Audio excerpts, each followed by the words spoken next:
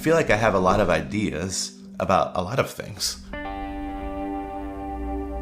I mean, I had an idea about making meals for people, but I'm not a chef. And I think we all have some of these things that we kind of keep these ideas for ourselves. Like one day I'm going to do this thing. And for me, I think in my subconscious, there was something that didn't really think it would happen.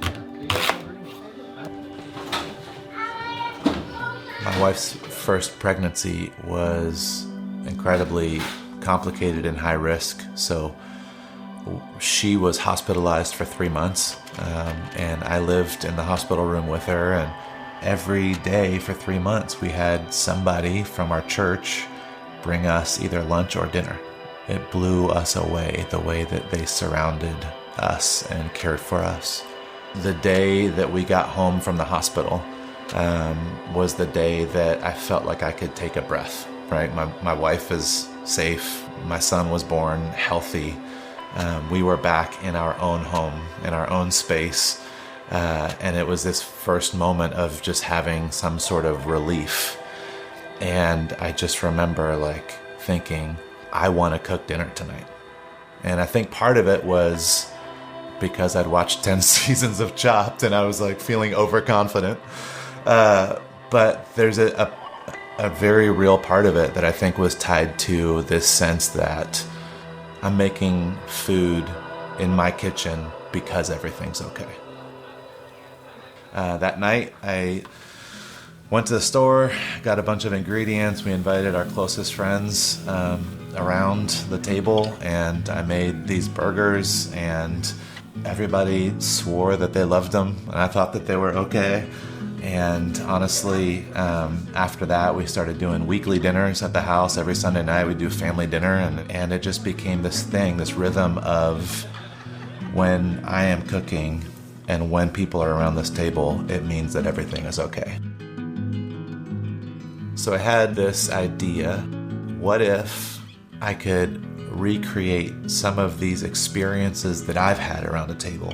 And so we decided to have 6 meals. We called each one of them a table, where we would send out a blast email, and the first people that would respond would get seats at the table, and it worked.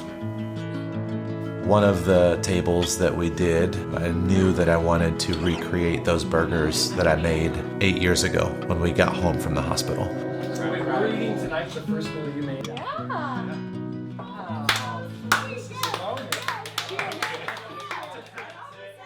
Life moves so fast, but when you have these moments, it causes things to slow down and you reflect. I had some people that literally became emotional at different parts of conversations because they've never had someone that wasn't their parents cook them a meal. You just never really think that that would be something that would be that impactful. A bad idea on paper is always better than a good idea in your head. Getting it out there is always going to be a better thing than just not doing it. There's something inside of you, there's something inside of me that has triggered this hobby, or that has triggered this passion. We all have these small things that are in some ways just as important, because when we pursue a calling, it fills us with life and energy and what we need to continue forward.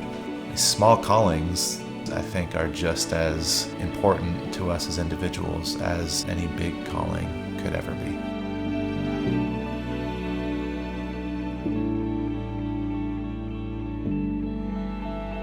There's always been a part of me that has always questioned, like, what am I able to do? Like, what am I capable of doing? Am I smart enough? Did I get enough education? Do I have the right kinds of words to say, or whatever it is? That's been something that I feel like has followed me in each career role that I've had. I feel like that's followed me even in becoming a husband, becoming a father. There's this theme of, really? You think you could do that? Like, do you have what it takes to be able to do that? And so as I look back, I think that there was something about this that was still trying to prove to myself, like, you can do this. It won't always be perfect, but neither will anybody else's idea. For me, I feel like I came out the other side more comfortable, as silly as it sounds, more comfortable making food for people, which is literally has no implications on my day-to-day life. It means nothing more than it's shaped me to be more of a whole person, more of a person that really believes that they have something to offer.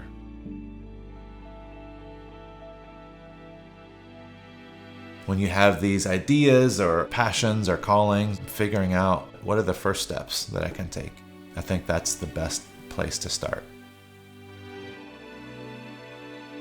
Finding a community that's somehow believes in you more than you're able to believe in yourself, that you can take that insanely dangerous step with, to prove to yourself that it can work, you won't die, and to get that sense of being filled by doing that thing that you have burning inside of you to do.